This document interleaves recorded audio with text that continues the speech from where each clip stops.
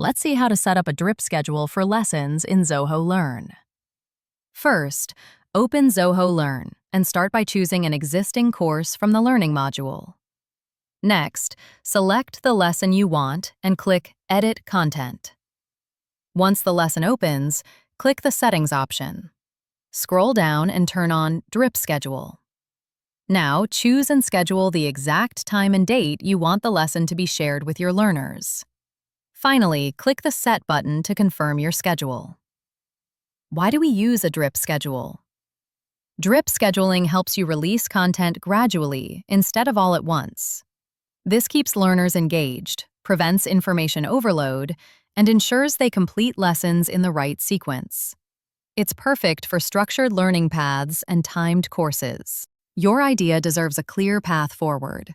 Share your vision with us, and we'll create the next step workflow to help make it a reality.